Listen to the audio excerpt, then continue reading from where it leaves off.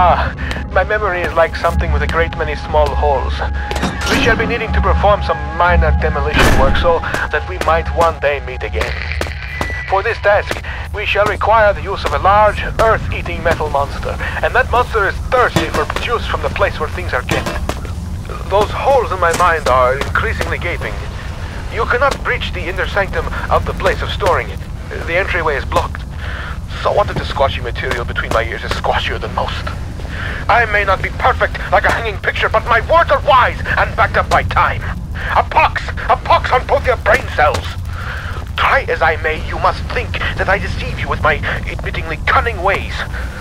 As far as my eye has seen, our rocky grave extends, and yet you cast away my hope like you would a puppy, freshly rolled in its own feces. I hope that your warped sense of morality is better company than I, because now it is all you have left.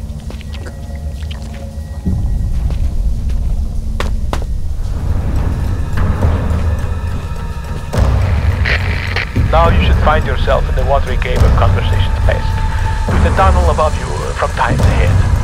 In this tunnel, for both our sakes, be careful, not curious. I have already spoken to you about the cat, and repeating myself is not only out of the question, but out of the window and climbing down the guttering. There are spiders in the tunnel themselves stuck on the humid fluids, so do not disturb the walls. They are fragile like the china vase. I'm sorry. Sometimes my emotions are like a disobedient pet, uncontrollable and often rolling in shit. Better safe than sorry, they say, but I think we are both sorrier than we are safe. A tunnel lies between a nearby watery cave and the place where things are kept. Take the second right from the closed door, and you will find what you seek. There should be some insect repellent in that red and white cross box in that room, just in case those spiders found your flesh delicious. How does my brain flesh know your fluids are leaking?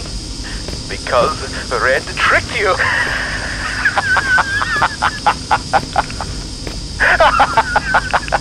The spidery tunnel was far from a necessary evil. More so, it served as a well-deserved punishment. You thought my mind had been lost to the ravages of time, but poetic justice has struck with a sonnet and an 8-legged baptism of fire. With justice now cold, I hope that we can be good friends. Now reclaim the key and go juice, and find a way to the hiding monster.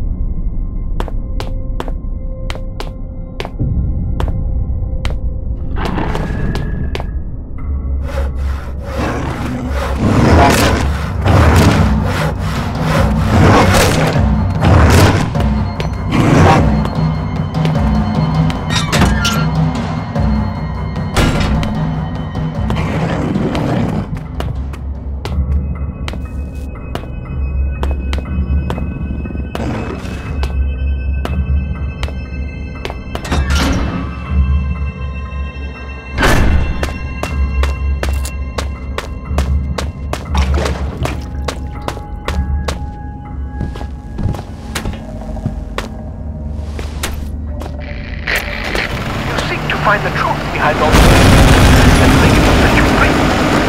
But truth is relative, and Williams can be trusted to be good gift. What you seek lies in the shafts beyond this collapsing of the sky, and if you look closely, so do I.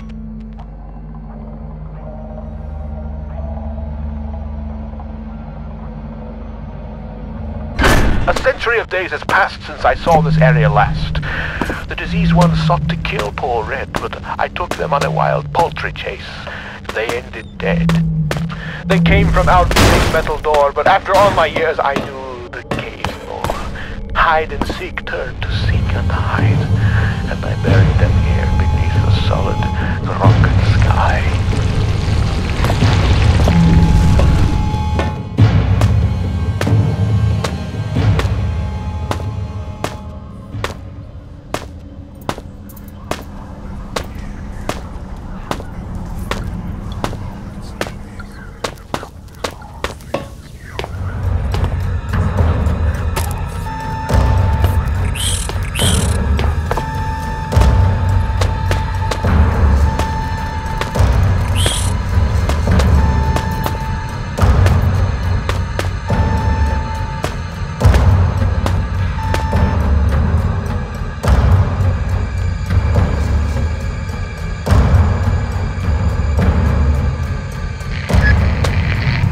My remaining ear to the ground, I hear your trembling tootsies padding towards their final destination. Things come to those that wait, whether they want them or not, and soon I think your wait will be over. The great metal door in reality is calling you, just as the Reaper beckons me forward. I look forward to finally greeting you. I only hope I need not greet the Reaper man first.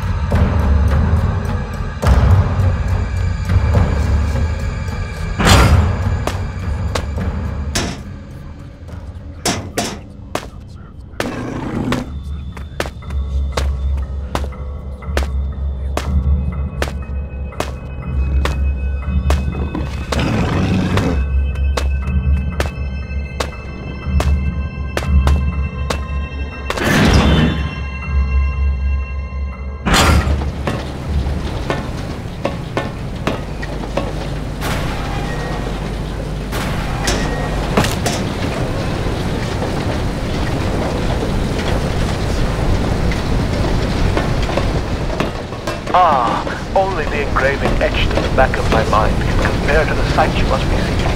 Now power has returned. I wish I could be there with you, but circumstances do not allow for such frivolity. Maybe soon there is something you can do about that. But tell me, are there ever melted conveyances now journeying in the rock room? I think I know what they mean. It is some kind of heaven or a utopia.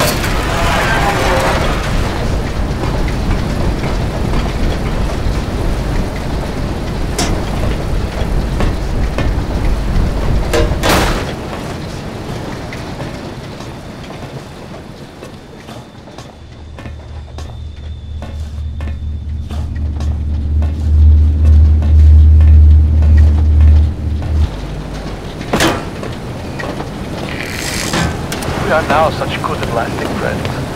I have gifted you with my love. Perhaps you could gift me with something. After all, the laws of politeness would be shattered if you were to appear at my party without a gift. Poor Red is so hungry. He could eat both the horse and the young rippling stable hand. Sadly, pony flesh is so hard to come by in these parts, and man is just so bland. If your eyes happened upon a scurrying rodent, would you deliver the crunchy feast by way of a final meal?